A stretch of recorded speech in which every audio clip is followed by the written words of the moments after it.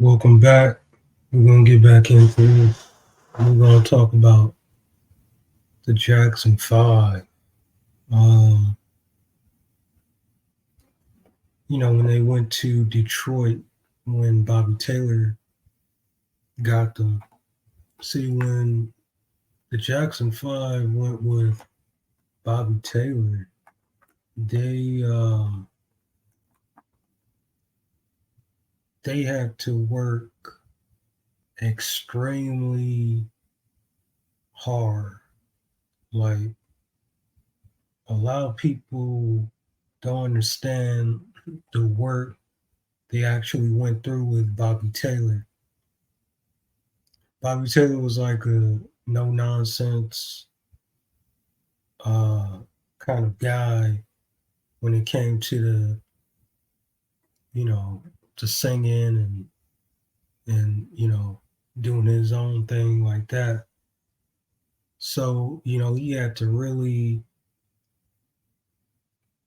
hone these guys and polish them up. The Jackson Five was already you know they already was talented and stuff like that. So Bobby Taylor just had to polish up the harmonies and make them into uh, soul singers. Basically, you know, it was Bobby Taylor saw the Jackson Five as like his own uh, prodigies almost. He knew that they was going to be the best, and he was like, "Well, I'm the best." They was getting ready to. They was looking at Bobby Taylor. I think Bobby Taylor was gonna replace David Ruffin, but of the Temptations, but that didn't work out. But when the Jackson Five came there, what you hear on that first album, um, that was all Bobby Taylor doing. Now the tracks, um, like Zippity Doo Dah, I Want You Back, and Nobody, that was produced by the corporation. So those tracks was done in L.A., uh, in Hollywood, and the rest of the album was done in Detroit. So I think it was.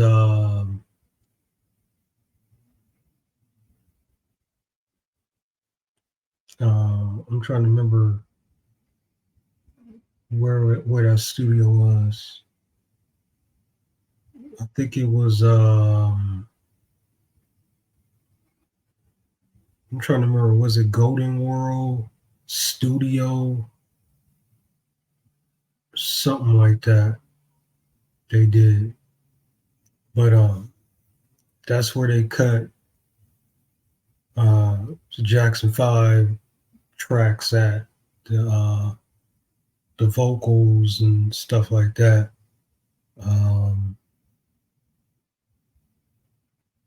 the Jackson Five, they made at least uh, like maybe 50 songs for one album. For their first album, they made like 50 songs. Uh, Majority of them was like covers, different. Hal Davis, he produced some tracks. Um,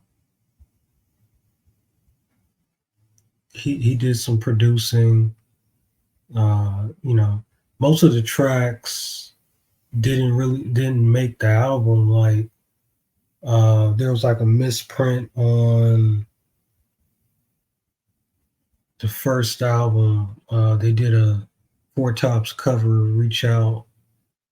That was on there instead of Born to Love You. So it was a misprint. Um, the Jackson 5 pretty much they worked. I mean, Bobby Taylor worked those guys to the fullest. And they like I said, like 50 tracks, and Jackson 5 working with Bobby Taylor, they was bona fide soul singers. So, whatever you hear or whatever you find produced by Bobby Taylor with the Jackson 5, and you listen to the way those vocals cut, you could tell like a good portion of that album was definitely was done in Detroit. All you gotta listen to is the vocals. You hear it, It's the vocals in Detroit is very different from the vocals in LA. So I don't think they cut any. I don't think they recut any vocals. I think they might have fixed it a harmony or something, but that was about it. And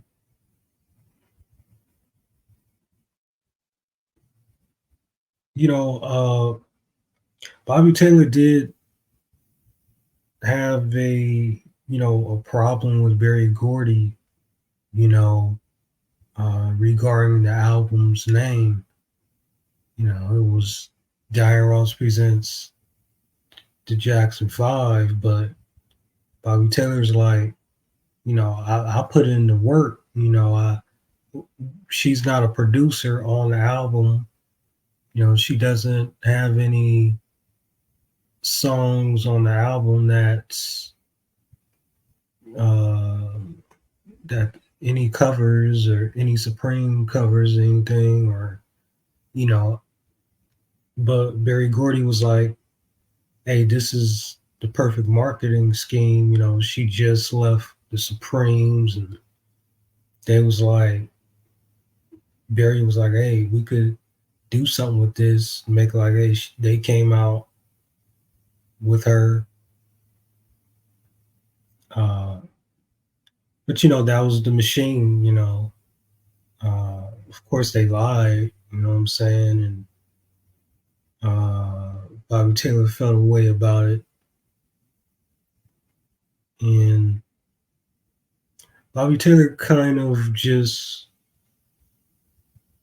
he fell out with Berry Gordy after the album. His producing, his involvement got less and less. On ABC, he only has, I think, two tracks that he's credited as producer.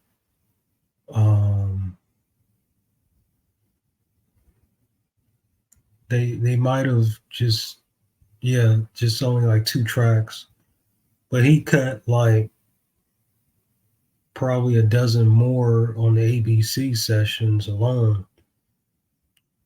But Berry Gordy wanted to change the sound. The bubblegum soul was working, and Bobby Taylor wanted to keep them as a soul act. So they clash, they fell out. Of course, it's Berry company. Berry's gonna win, and not long after that, Bobby Taylor ended up leaving, and that was the end of that. but the tracks he produced that was left off the album or didn't make it, like majority of that is scattered throughout compilations and stuff like that. So yeah, I think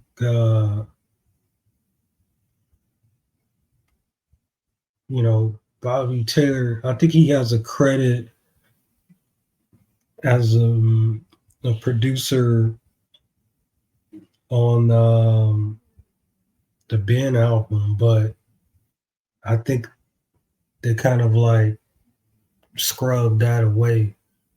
They kind of like they really didn't elaborate on what he did. Um, but Bobby Taylor, uh, he was trying to call the shots, and Berry Gordy was like, nah. So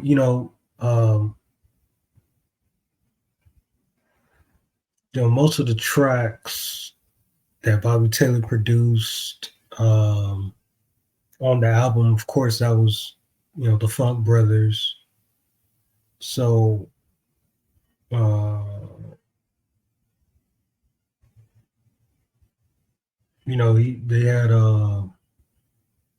he had Wawa Watson, James Jamerson, and those guys, Robert White, um, Pistol Allen, people like that on the album doing the productions.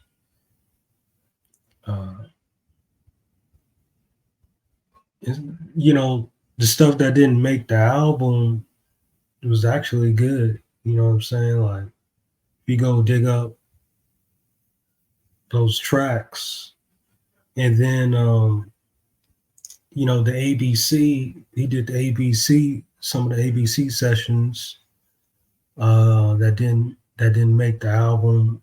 Check those out. Those good as well. He produced "A Fool for You" on the Jackson 5 Ray Charles cover. Yeah, that was for the ABC album. So it was a lot of tracks left over. Bobby Taylor knew the arrangers and stuff like that, so he had the arrangers come in there, arrange the stuff, and most of those guys was already dudes working in at Motown. They had worked with Martha Reeves, Vandellas, and stuff like that. But then, Berry Gordy, actually, Bobby Taylor said that he was actually an uncredited writer on ABC. Like, they kind of took his credit off, his writer's credit. So, that's probably another reason why he was salty. But all right, I'm gonna end this right here. Like this video, comment, subscribe.